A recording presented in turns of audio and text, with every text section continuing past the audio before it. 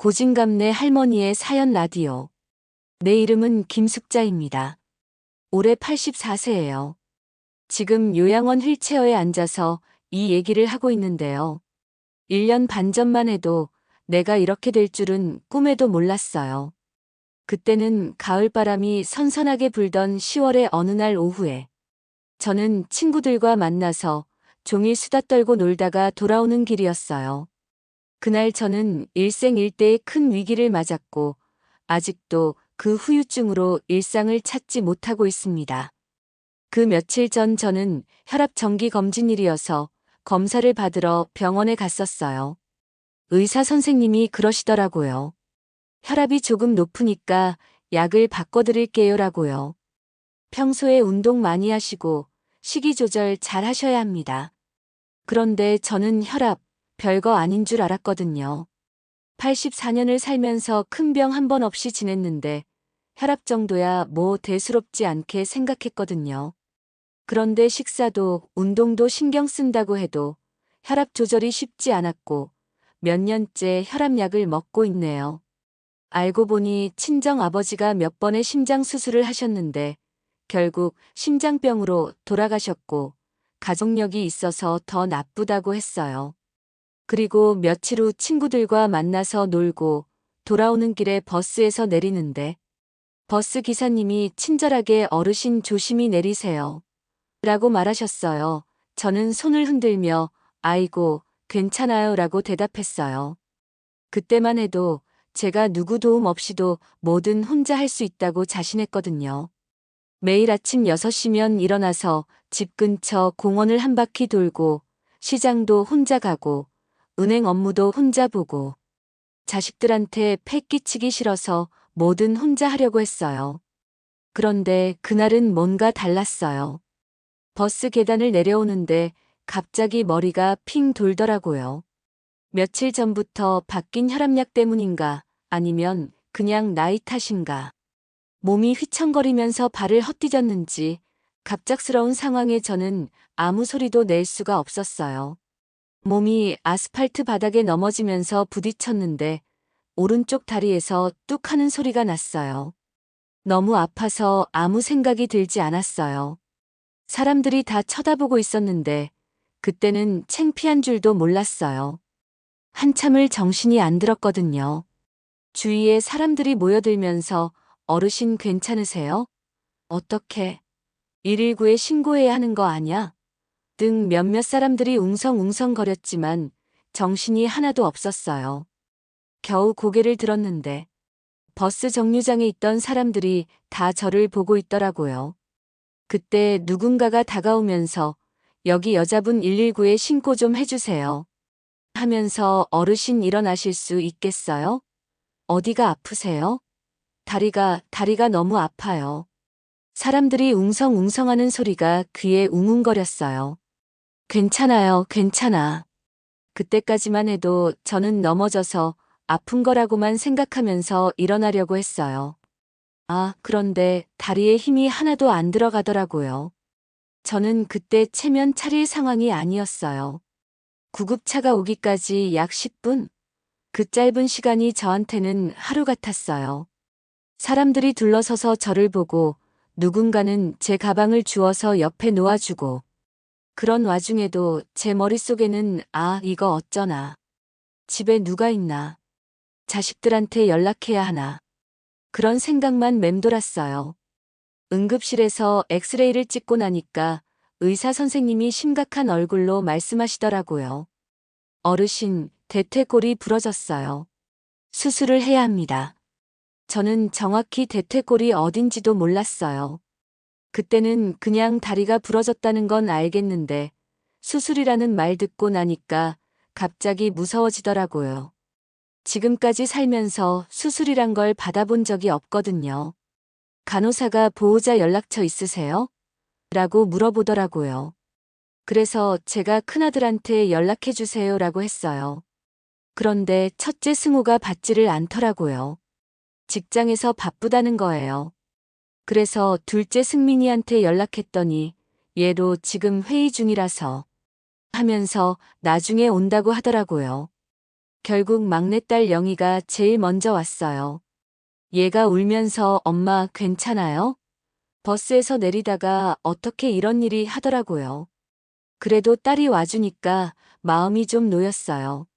하지만 수술 동의서에 사인할 때 의사 선생님이 하시는 말씀이 연세가 많으셔서 회복이 좀 오래 걸릴 수 있어요. 그리고 수술 후에도 재활이 필요할 거예요 라고 하시더라고요. 그때는 몰랐어요. 평소 건강 체질이라 얼마나 오래 걸릴지 큰 걱정은 안 했던 것 같아요. 그냥 수술만 하면 금방 나아서 다시 집에 갈 수 있을 거라고 생각했어요. 수술은 3시간 정도 걸렸나? 마취에서 깨어났을 때 다리에는 깁스가 돼 있고 온몸이 아팠어요. 그런데 더 힘든 건 아픔보다도 이제 어떻게 되는 건가 하는 불안감이었어요. 병원에서 보름 정도 입원했어요. 그 사이에 자식들이 한두 번씩 와서는 엄마 빨리 나으세요 라고만 하고 가더라고요. 큰아들 승우는 엄마 직장 때문에 자주 못 와요. 미안해요 라고 하고 둘째 승민이는 애들 학비며 뭐며 요즘 힘들어요 라고 하더라고요. 그때부터 뭔가 불안해졌어요.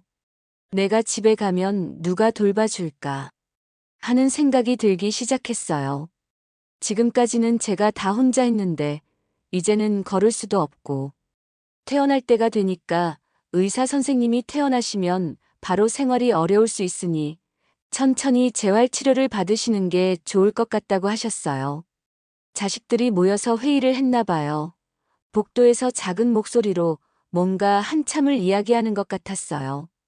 얼핏 들리는 소리로는 엄마 혼자 계시게 할 수는 없잖아. 그럼 누가 모실래? 나도 직장 있고 너도 직장 있고 애들도 있고 우리 셋 다 사정도 어렵고 그런 소리들이 조각조각 들렸어요. 그때 제 마음이 얼마나 아팠는지 몰라요. 제가 자식들 사정을 모르는 것도 아니고 당장 상황이 좋아질 일도 없지만 내가 처한 현실이 비참했어요. 평생 자식들 키우고 뒷바라지하면서 살았는데 정작 제가 도움이 필요할 때는 서로 미루고만 있었어요. 물론 이해가 안 되는 건 아니었어요. 그래도 섭섭한 건 어쩔 수 없었어요. 결국 요양병원에 들어가게 됐어요. 집에서 그나마 가까운 곳이었어요. 자식들이 엄마 여기서 재활치료 받으시고 빨리 나으셔서 집에 가면 되잖아요 라고 하더라고요. 처음에는 저도 그래, 재활치료 받고 빨리 나아서 집에 가자 생각했어요. 그런데 막상 들어가 보니까 생각했던 것과는 완전 달랐어요. 한 방에는 4인실이어서 4사람이 같이 있었는데 저보다 훨씬 심한 어르신들이었어요. 한 분은 선망이 있어서 밤새 죽일련, 이 죽일련 하며 소리 지르고 또 한 분은 중풍으로 말도 제대로 못하시고 처음 며칠은 잠을 제대로 못 잤어요. 병원에 입원했을 때는 아파서 잘 몰랐는데 요양병원에 오니 낯선 곳에서 낯선 사람들과 함께 있는 게 너무 힘들었어요. 그리고 간병인들은 간혹 친절한 사람도 있었지만 대부분은 일만 하고 가더라고요. 재활치료라는 것도 생각보다 별거 없었어요. 물리치료사가 와서 다리를 조금 움직여주고 간단한 운동 몇 개 시켜주고 그게 전부였어요. 어르신 열심히 하셔야 빨리 나아요라고만 하고요. 한 달 정도 있다가 다리는 조금씩 좋아지는 것 같았는데 마음은 점점 우울해졌어요. 자식들은 일주일에 한 번 올까 말까 하고 와서도 금방 가버리고 그러던 어느 날 큰아들 승우가 와서는 엄마 다리도 어느 정도 나았으니까 요양원으로 옮겨야 할 것 같아요. 요양원에 계시면서 운동을 천천히 하면 더 좋을 것 같아요. 나이가 있어서 뼈 아무는데 시간이 좀 걸릴 것 같다고 의사 선생님이 그러시더라고요. 그래서 다 알아봐 뒀어요. 그러면서 가격은 좀 더 저렴한 곳을 알아봤는데 어때요? 라고 하더라고요. 그때 제 마음이 얼마나 슬펐는지, 아, 내가 돈 때문에 옮겨야 하는구나 하는 생각이 들었어요. 다음에 간 곳이 요양원이었어요. 방은 더 좁고 사람은 한 방에 4명이었어요. 보호사들도 바뀌어 가면서 오는데 제대로 된 케어를 받기는 힘들었어요. 저는 그때는 요양원 이야기는 많이 들어봤지만 뭔지도 정확히 몰랐어요. 자식들 말로는 병원보다 비용이 덜 들고 장기간 계실 수 있어요 라고 하더라고요. 그래서, 그래, 비용이라도 덜 들면 하고 동의했어요. 처음에는 괜찮은 줄 알았어요. 직원들도 친절하고 방도 깨끗하고 다른 곳들보다는 시설도 좋고 직원들도 나쁘지 않았어요. 그런데 시간이 지날수록 문제가 보이기 시작했어요. 보호사들이 자주 바뀌고 새로운 사람들은 어르신들을 대하는 태도가 좀 그랬어요. 말투도 반말이고 대충 급하게 일을 처리하려고 하고 그래도 다 괜찮았어요. 내 집도 아니고 단체로 지내면서 보살핌을 받고 있는데 저 사람들은 자기들 일하는 시간 끝나면 가버리고 돌아가면서 오는데 내 속으로 낳은 자식들도 나를 나 몰라라 하는 세상에 주어진 시간만 일하는 사람들이 무슨 애정으로 거동도 불편하고 말도 잘못하고 치매 어르신들도 계시는 이런 요양원에서 얼마나 대단한 친절을 바라겠는가. 그런데 3개월 전에 새로운 보호사가 있었어요. 이름이 김보호사라고 40대 초반 정도로 보이는 젊은 여자였어요. 처음에는 그냥 새로운 사람이구나 했어요. 그런데 이 사람이 저한테만 유독 까칠하게 대하고 함부로 하더라고요. 다른 어르신들한테는 그런 식으로 안 하는데 저한테만요. 한 번은 새로운 보호사가 제 침대 옆 탁자를 청소하면서 혼잣말처럼 아이 이게 무슨 냄새야? 냄새나 죽겠네. 그 말 듣고 나니까 너무 부끄럽고 화가 났어요. 제가 일부러 그러는 게 아닌데 말이에요.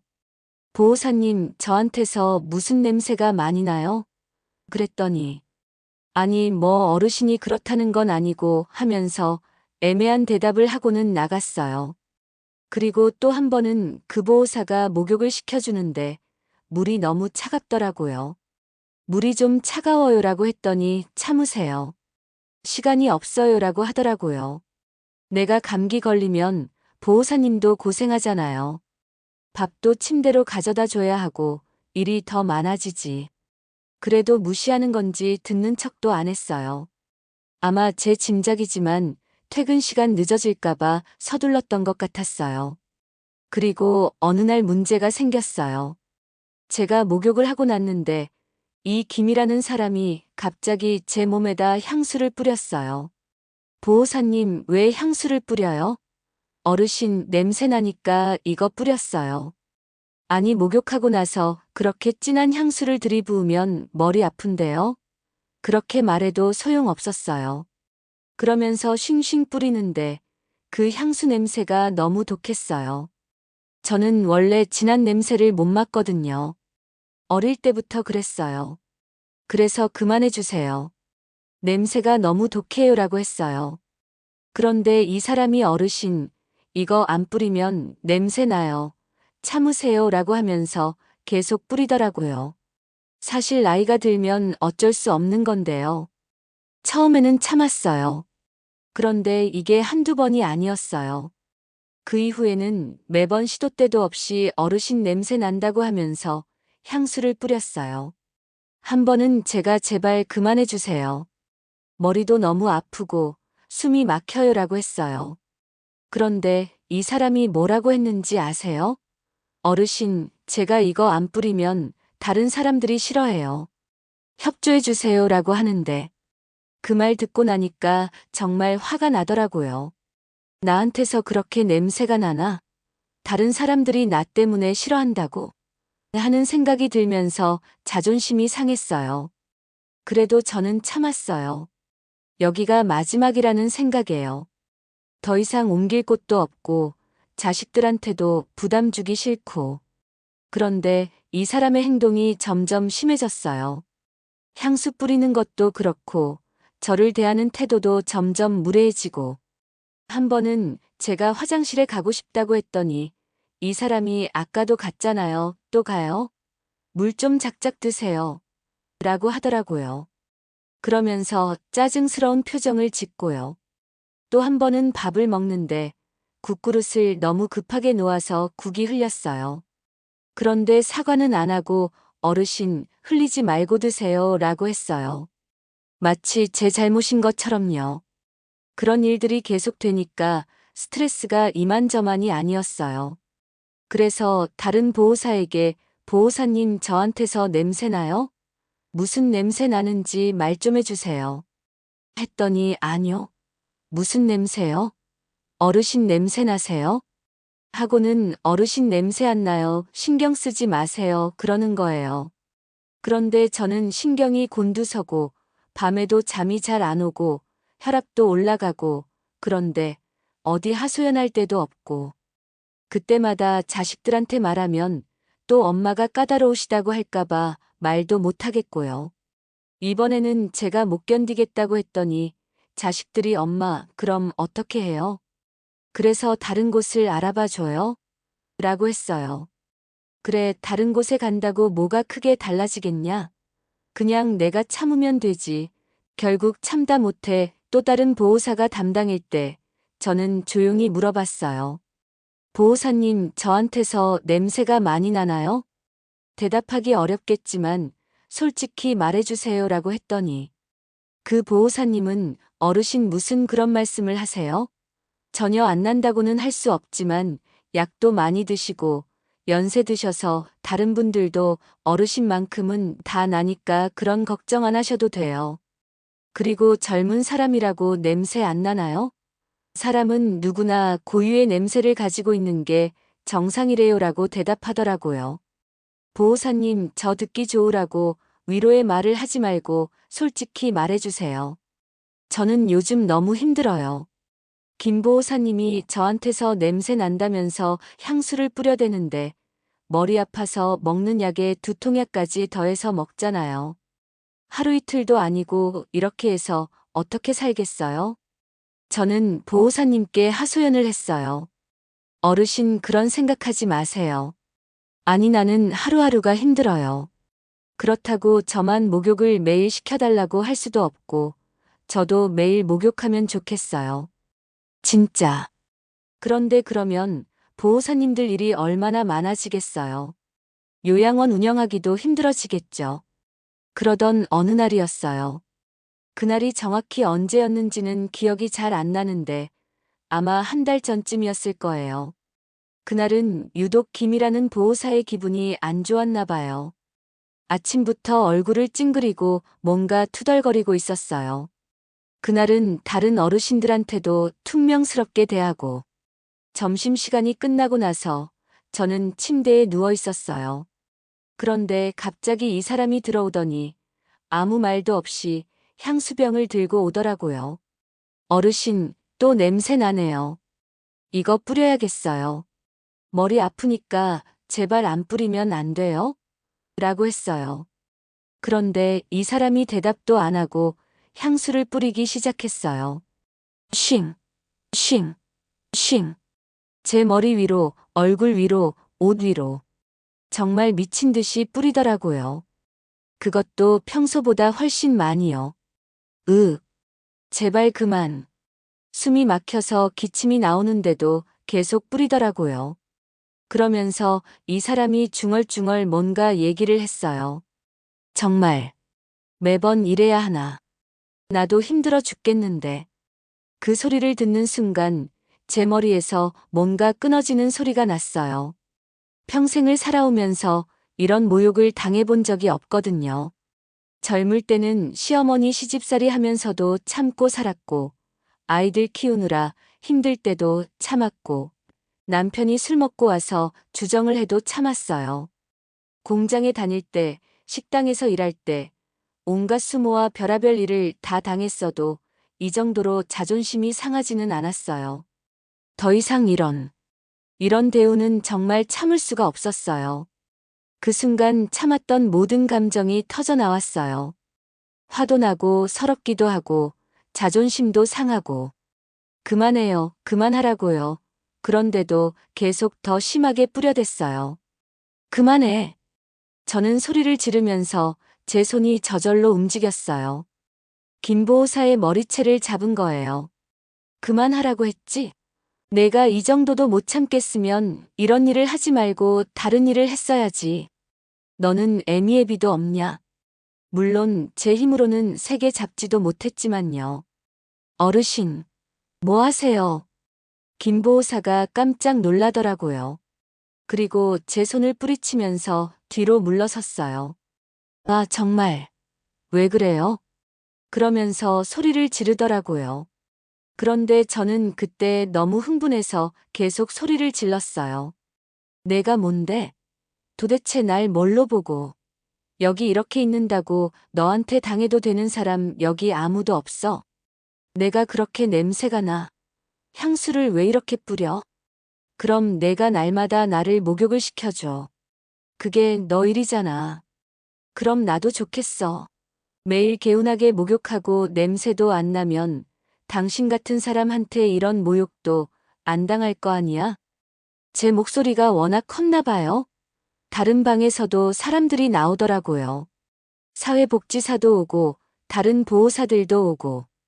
어르신 무슨 일이세요? 왜 그러세요? 사람들이 웅성웅성하는데 김 보호사는 자기가 피해자인 것처럼 굴더라고요. 어르신이 갑자기 머리채를 잡으셨어요. 뭐? 내가 가만히 있는데 내가 그랬어? 지금 뭐 하는 거야?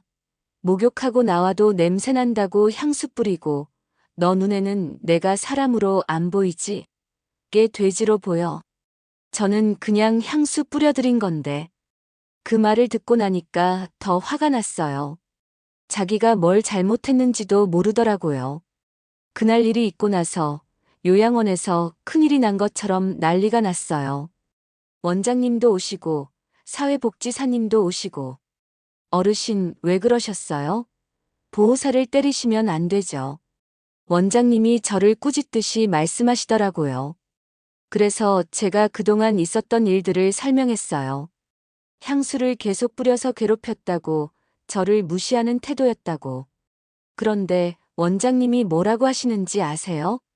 어르신, 보호사가 어르신을 위해서 한 일인데 오해가 있으신 것 같아요. 오해라고요? 제가 오해를 했다고요? 그 말 듣고 나니까 더 억울했어요. 사회복지사님도 어르신, 김 보호사는 성실한 직원이에요. 어르신이 좀 이해해 주세요라고 하더라고요. 아, 그때 제 마음이 얼마나 답답했는지. 아무도 제 편이 되어주지 않더라고요. 모두가 그 보호사 편만 들고. 결국 제가 사과를 해야 한다고 했어요. 김 보호사한테요. 어르신이 먼저 사과하시면 이 일은 없던 걸로 하겠다고 하더라고요. 하지만 저는 사과할 생각이 전혀 없었어요. 제가 왜 사과를 해야 하나요? 잘못한 건 그쪽인데요. 저는 사과 안 할 거예요. 잘못한 게 없으니까요. 그렇게 말했어요. 그러니까 원장님이 그럼 어르신이 다른 곳으로 가셔야 할 수도 있어요. 그 말 듣고 나니까 정말 막막했어요. 여기서 쫓겨나면 어디로 가야 하나? 자식들이 또 어떻게 생각할까요? 하지만 제 자존심은 꺾을 수 없었어요. 평생 그렇게 살아왔거든요. 부당한 일에는 참지 않고 할 말은 하고 살아왔어요. 사소한 일로 얼굴 붉히고 싶지 않아서 정말 오랫동안 참았거든요. 원장님 CCTV 다 있잖아요. 그럼 저 보호사가 저한테 어떻게 했는지 다 알 거 아니에요? 그런데 저더러 나가라고요? 아니요. 저는 못 나갑니다. 몇 달 동안 제가 어떤 수모를 당했는지, 얼마나 참았는지 한번 가려볼까요? 저는 제가 다 잘했다는 거 아닙니다. 원인 제공한 사람은 직원이라고 감싸고 들고 저더러 나가라고요? 그게 말이 됩니까? 그 일이 있고 며칠 후에 자식들이 모두 왔어요. 원장님이 연락을 했다고. 큰아들 승우가 엄마 왜 그러셨어요? 보호사를 때리시면 어떡해요? 때린 게 아니야. 머리채를 잡은 거지. 그것도 그 사람이 너무 심하게 해서. 제가 설명을 해도 자식들은 이해를 못 하더라고요. 둘째 승민이는 엄마 여기서 쫓겨나면 어디로 가세요? 그나마 여기가 집에서도 가까워서 저희가 다니기도 좋은데 이 근처는 다른 곳 찾기도 힘들어요라고 하고요. 막내딸 영희는 엄마 그냥 사과하세요. 자존심이 뭐가 그리 중요해요? 그 말들을 듣고 나니까 정말 허탈했어요. 자식들마저도 제 편이 아니었어요. 모두가 저보고 참으라고 사과하라고. 너희들은 모른다. 내가 여기서 어떤 대우를 받고 있는지. 그렇게 말했지만 자식들은 그냥 엄마가 예민하신 거 아니에요? 둘째 아들 승민이는 엄마 요양원 비용도 만만치 않아요. 저희도 힘들어요. 그냥 적당히 지내세요라고 하고요. 엄마가 까다롭게 구시면 어떡해요. 그냥 참으세요라고 하고요. 그 순간 제 마음속에서 뭔가 무너져 내렸어요. 아, 내가 이제 정말 쓸모없는 존재가 되었구나 하는 생각이 들었어요. 평생 자식들을 위해서 살았는데 제가 원하는 건 제 마음만 알아주기만 하면 되는데 큰 거, 대단한 거 바라는 거 아닌데 단지 엄마 힘들었겠네 하는 위로만 해주면 되는 건데 정작 제가 힘들 때는 아무도 제 편이 되어주지 않았어요.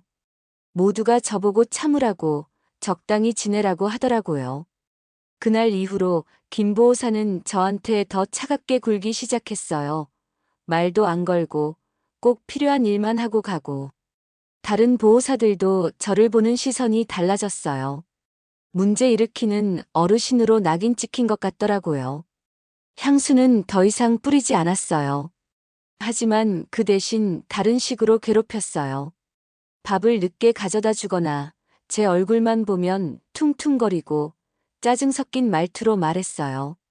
말로는 표현할 수 없을 만큼 미묘한 방식으로요. 겉으로는 아무 문제 없는 것 같지만 받는 저는 느낄 수 있었어요. 한 번은 다른 보호사한테 김 보호사가 저한테 왜 그럴까요? 라고 물어봤어요. 그런데 그 사람이 어르신이 오해하시는 거 아니에요? 김 선생님은 성실해요라고 하더라고요. 결국 아무한테도 하소연할 곳이 없었어요.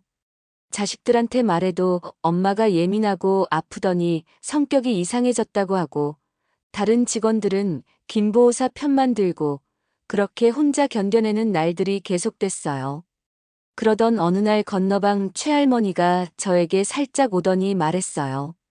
본인도 저처럼 똑같이 당하고 있었다고 제가 머리끄댕이 해줘서 고맙고 속이 시원했다고 자신도 하루하루가 지옥이었고 죽고 싶었다고. 그때서야 알았어요. 저 혼자만의 어려움이 아니었다는 것을. 그렇게 저는 매일매일이 고문 같은 날을 보내고 있었어요. 아침에 눈을 뜨면 오늘은 또 어떤 일이 있을까 하는 불안감부터 들더라고요. 밤에도 잠이 잘 안 왔어요. 자꾸 그 일이 생각나고 분한 마음에 잠이 안 오고 혈압도 많이 올라갔어요. 원래 약만 잘 먹으면 조절이 됐는데 스트레스를 받아서인지 계속 높더라고요. 지금도 그 김보호사는 여기서 일하고 있어요. 저한테는 거의 오지 않지만 가끔 마주칠 때면 서로 눈도 안 마주치고 지나가죠. 가끔 생각해보면요. 제가 그때 참았으면 어떨까 싶기도 해요. 그럼 지금처럼 이상한 분위기는 안 됐을 텐데. 하지만 또 한편으로는 제가 잘했다는 생각도 들어요.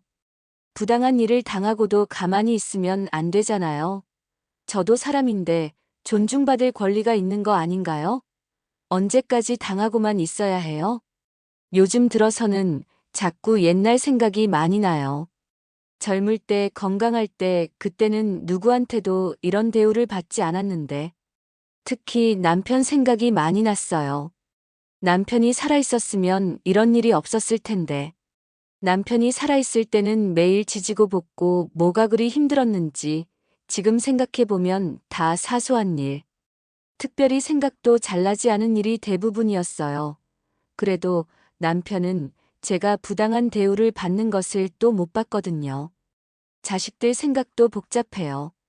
미운 것도 아니고 그렇다고 고마운 것도 아니고 그냥 허전한 기분이에요. 요즘 들어 내가 자식들한테 짐이 되고 있구나 하는 생각이 자꾸 들어요. 가끔은 그냥 죽으면 편할 텐데 하는 생각도 들어요. 이렇게 사는 게 무슨 의미가 있나 싶기도 하고. 하지만 또 한편으로는요. 아직 포기하고 싶지는 않아요. 84년을 살아온 제 인생이 이렇게 끝나기에는 너무 억울해요. 여기 요양원에는 저 말고도 많은 어르신들이 계세요. 각자 나름의 사연들을 가지고 있어요. 제 옆 침대에 계시는 박 어르신은 치매가 있으셔서 가족들 얼굴도 못 알아보세요. 하지만 아들, 딸들이 자주 와요. 일주일에 한두 번씩은 오더라고요. 그럼 박 어르신이 알아보지도 못하는데도 손을 잡고 얘기를 해줘요. 엄마, 저예요. 큰아들이에요. 그럼 박 어르신이 누구세요? 당신이 누구예요? 라고 하셔도 포기하지 않고 계속 얘기해 주더라고요. 그걸 보면서 부러웠어요. 저는 정신이 멀쩡한데도 자식들이 잘 안 오는데 저분은 아무것도 못 알아보셔도 자식들이 자주 와주니까요. 건너편 방에 계시는 이 할머니는 중풍으로 말도 잘 못하시고 거동도 불편하셔요. 그런데 며느리가 정말 잘해요. 매일은 아니어도 자주 와서 할머니 손발도 마사지해드리고 좋아하시는 음식도 가져와요. 한 번은 그 며느리한테 며느리분이 정말 효부시네요 라고 말했더니 어머님이 저희한테 잘해주셨어요. 그리고 자식인데 당연한 거예요 라고 하더라고요. 그 말을 듣고 나니까 부끄러웠어요. 나는 자식들한테 잘못한 걸까? 그래서 이런 대우를 받고 있나? 저분들은 대접을 받는구나. 물론 여기 있는 모든 분들이 그렇지는 않아요. 정말로 자식들한테 버림받은 분들도 계셔요. 한 분은 자식들이 1년 넘게 안 온대요. 명절에도 안 온다고. 그런 분들을 보면 제가 그래도 낫다는 생각이 들기도 해요. 저희 자식들은 한 달에 한두 번씩은 오니까요. 여기서의 하루는 아주 단조로워요. 간단한 활동이나 휴식하거나 TV 보고 저녁 먹고 매일매일 똑같은 일상이 반복돼요. 변화라고는 가끔 자식들이 오는 것, 병원에 진료받으러 가는 것 정도. 가장 힘든 건 시간이 너무 느리게 간다는 거예요. 특히 오후 시간이 정말 길어요. 할 일도 없고 갈 곳도 없고 TV를 봐도 재미없고 옆 침대 할머니와 이야기 나누는 것도 잠깐이죠. 그러다 보니까 자꾸 잡생각만 들더라고요. 내가 여기서 언제까지 살아야 하나. 집에 가고 싶다. 예전으로 돌아가고 싶다. 그런 생각들이 자꾸 맴돌아요. 그럴 때면 정말 답답하고 우울해져요. 그리고 다른 할머니들과 얘기를 해보려고도 하지만요. 대화가 잘 안 돼요. 치매가 있으신 분들은 무슨 말인지 알아듣지 못하시고 정신이 멀쩡하신 분들은 각자 자기 문제로 힘들어하시고 그래도 가끔은요. 과거 얘기를 나누기도 해요. 젊을 때 어떻게 살았는지, 자식들 키울 때는 어땠는지. 그런 얘기할 때는 시간이 좀 빠르게 가더라고요. 여기 온 지 2년이 다 돼가는데요. 몸도 마음도 많이 변했어요. 몸은 처음에 골절됐던 다리는 나름 나았지만 다른 곳이 안 좋아졌어요. 근력도 많이 떨어지고 소화도 잘 안 되고 특히 정신적으로 많이 힘들어졌어요. 예전에는 그래도 긍정적으로 생각하려고 했는데 요즘은 자꾸 부정적인 생각만 들어요. 내가 왜 이렇게 살고 있나. 그런 생각들이 자꾸 머릿속을 맴돌아요. 그러다가도 또 아니다. 아직은 하면서 버티고 있지만요. 혈압도 계속 불안정해요. 스트레스를 받으면 확 올라가고 약을 먹어도 잘 조절이 안 돼요. 의사 선생님이 스트레스를 덜 받도록 하세요 라고 하시는데 여기서 어떻게 스트레스를 안 받고 살아요? 잠도 잘 못 자요. 밤에 자꾸 깨고 새벽에 일찍 깨서 잠이 안 와요. 그러다 보니까 낮에 졸리고 또 밤에 잠이 안 오고 악순환이 계속돼요. 식욕도 별로 없어요. 여기 음식이 맛없는 것도 있지만 그냥 먹고 싶은 마음이 안 들어요. 자꾸 살이 빠지더라고요. 이렇게 힘든 상황에서도 포기하고 싶지 않은 게 있어요. 제 자존심이에요. 평생을 살아오면서 지켜온 제 자존심만큼은 꺾고 싶지 않아요. 부당한 대우를 받으면서도 참고 사는 건 제 성격상 못하겠어요. 제 기억들이에요. 젊을 때의 추억들, 자식들 키우면서 있었던 일들, 남편과의 추억들. 이런 것들만큼은 잊고 싶지 않아요. 이게 저한테는 가장 소중한 재산이거든요. 희망이랄까요? 언젠가는 이 상황이 나아질 거라는 기대요. 그리고 하루빨리 집에 가서 혼자서라도 살아보려고 해요. 적어도 지금보다는 편하게 살 수 있을 거라는 희망이 있어요. 가끔 자식들이 올 때면 그래도 반가워요. 비록 자주 오지는 않고 와서도 금방 가지만. 그래도 제 자식들이잖아요. 제가 낳아서 키운 자식들.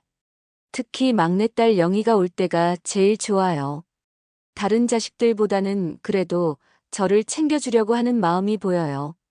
가끔 제가 좋아하는 과자나 음식도 가져와 주고. 김보호사랑 그런 일이 있은 후에도요. 다른 보호사들은 나름 괜찮게 대해줘요. 이영숙이라는 보호사는 50대 중반 정도 되는 아주머니인데요. 정말 친절해요. 제 얘기도 잘 들어주고 가끔 자기 집 얘기도 들려줘요. 이분이 저를 담당해 줄 때는 마음이 편해요. 어르신, 오늘 기분은 어떠세요? 뭐 불편한 건 없으세요? 이런 식으로 진심으로 챙겨주는 게 느껴져요. 목욕시켜줄 때도 따뜻한 물로 천천히 해주고 마사지도 해주고. 박정미라는 보호사도 괜찮아요. 40대 후반 정도 되는 분인데 자기도 어머님이 요양원에 계신다고 하더라고요. 그래서 그런지 저희 어르신들 마음을 잘 알아주셔요. 어르신, 저희 어머니도 요양원에 계세요. 마음 아픈 거 저도 알아요. 그런 말씀을 해주시니까 위로가 되더라고요. 하지만 모든 보호사들이 다 그런 건 아니에요. 일부는 그냥 일로만 생각하고 기계적으로 대하는 사람들도 있어요. 직원들이 자주 바뀐다는 거예요. 좋은 보호사가 와서 정이 들만 하면 그만두고 가요. 그러면 또 새로운 사람이 와서 적응해야 하고. 이게 얼마나 힘든지 몰라요. 그리고 직원 한 명당 담당하는 어르신이 너무 많다는 거예요. 그러다 보니까 한 사람 한 사람한테 신경 쓸 시간이 없어요. 그냥 기본적인 일만 하고 가는 거죠. 개인의 특성을 전혀 고려하지 않는다는 거예요. 모든 사람을 똑같이 대해요. 누구는 짠 음식을 못 먹는데 똑같은 음식 주고, 누구는 찬 걸 못 먹는데 차가운 물 주고. 어르신들의 의견을 들어줄 시간적 여유가 없다는 거예요. 뭔가 불만이 있어도 어르신이 예민하시다고만 하고 개선하려는 노력은 안 해요. 인권에 대한 의식이 부족하다는 거예요. 저희도 사람인데 존중받을 권리가 있는데 그런 건 전혀 고려하지 않아요. 아니, 그럴 시간적 여유가 없는 거죠. 여기 계신 다른 어르신들과 이야기를 나누다 보면요. 저와 비슷한 경험을 하신 분들이 많아요. 옆호실에 계신 최할머니는 보호사가 자기를 무시한다고 하시더라고요. 할머니, 또 그러세요? 라는 식으로 말한다고. 나도 젊을 때는 회사에서 부장까지 했는데 이제는 이런 취급을 받으니 그렇게 말씀하시는 걸 보니까 제 마음과 똑같더라고요. 김 어르신은 자식들이 한 달에 한 번도 안 온다고 하셨어요. 그러면서 내가 뭘 잘못했나 하시면서 울기도 하시고 평생 자식들만 바라보고 살았는데 정작 내가 도움이 필요할 때는 그 말씀을 듣고 나니까 제 상황이 그래도 낫다는 생각이 들었어요. 박 어르신은 치매 초기라서 가끔 정신이 맑을 때가 있어요. 그럴 때 대화를 나누면 정말 슬픈 얘기를 하셨어요. 내가 이렇게 될 줄 몰랐어. 기억이 자꾸 없어져서 무서워. 그런 말씀을 하실 때면 정말 마음이 아팠어요. 저는 그래도 정신은 멀쩡한데 저분은 그마저도. 자식들에 대한 제 감정은 정말 복잡해요. 사랑하는 마음도 있고 서운한 마음도 있고 때로는 원망스럽기도 하고. 큰아들 승호는요. 어릴 때부터 공부 잘하고 효자였어요. 그런데 결혼하고 나서는 변했어요. 아니, 변한 게 아니라 현실적이 된 거겠죠. 자기 가족 먼저 생각하고. 둘째 승민이는 원래부터 좀 이기적인 면이 있었어요. 그래도 가끔은 제 안부를 물어보기라도 해요. 엄마, 왜 그래요? 그냥 참으세요라고 말하지만 속으로는 저를 걱정하는 것 같아요. 막내딸 영희가 그래도 제일 저를 챙겨줘요. 딸이라서 그런가요? 제 마음을 좀 더 이해해주는 것 같아요. 어릴 때부터 말썽꾸러기였고, 결혼도 늦게 하고. 그런데 지금은 오히려 이 아이가 가끔 돈을 보내줘요. 하지만 이 아이들도 각자 자기 생활이 있고 힘든 일이 있을 거예요. 제가 자식들한테 너무 많은 걸 바라는 건 아닐까요? 그런 생각도 들어요. 그래도 가끔은 속상해요. 내가 얼마나 고생해서 너희들 키웠는데 하는 마음이 들어서요. 나이가 들고 병원을 오락가락하니까 몸 여기저기가 다 안 좋아져요. 다리는 그나마 나았지만 무릎이 아프고 허리도 아프고 오래 앉아 있으면 엉덩이도 아파요. 다 나열하기도 어려워요. 혈압은 계속 불안정하고 하루에 먹는 약이 한 주먹이에요. 가장 무서운 건요. 치매가 올까봐 하는 걱정이에요. 여기 계신 분들 중에 치매 있으신 분들을 보면서 나도 여기 이렇게 있다가는 언젠가 하는 생각이 들어요. 기억력도 예전 같지 않아요. 방금 전에 뭘 했는지 잊어버리기도 하고 사람 이름도 헷갈리고 이렇게 사는 게 무슨 의미가 있나 싶기도 하고 하지만 또 한편으로는 무섭고 두려워요. 죽으면 정말 끝인 건가? 남편을 만날 수 있을까? 그런 생각들. 여기서 돌아가신 분들도 몇 분 계셨어요. 그분들을 보면서 언젠가는 나도 하는 생각이 들어요. 자식들한테는 이런 얘기 못해요. 엄마, 그런 소리 하지 마세요 라고만 할 테니까. 하지만 현실적으로 생각해보면 제가 언제까지 살 수 있을까요? 90까지, 100까지. 그때까지 이런 생활을 계속해야 하나요? 하지만 아직은 포기하고 싶지 않아요. 제 인생이 이렇게 끝나기는 너무 억울해요. 이렇게 긴 이야기를 하고 나니까요. 제 마음이 조금은 후련해지는 것 같아요. 남들은 너무 징징거린다 사소하다 할지 모르겠지만 그동안 누구한테도 제대로 말 못했던 얘기들을 다 털어놓고 나니까. 물론 상황이 바뀌는 건 아니지만 그래도 마음은 조금 가벼워진 것 같아요. 김보호사 때문에 벌어진 그 일은 지금 생각해봐도 제가 잘못한 건 아닌 것 같아요.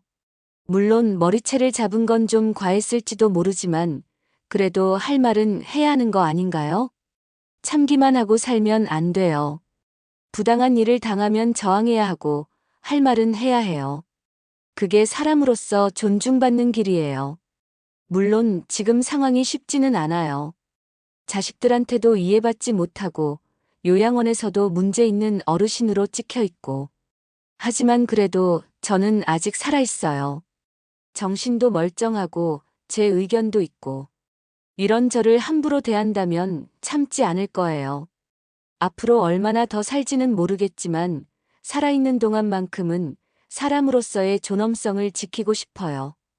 그게 제가 마지막까지 지키고 싶은 거예요. 자식들이 이 얘기를 들으면 뭐라고 할까요? 엄마가 또 그러시네. 라고 할까요? 하지만 상관없어요. 제 인생이고 제 이야기니까요. 이게 제 진짜 마음이고 제가 겪고 있는 현실이에요. 누군가 이 이야기를 듣고 나와 같은 처지에 있는 어르신들을 조금이라도 더 이해해준다면 그걸로 좋게요. 여러분이라면 이 상황에서 어떻게 하셨겠습니까? 댓글로 나눠주세요. 지금까지 고진감래 할머니였습니다. 여러분의 인생은 단맛이길 바랍니다.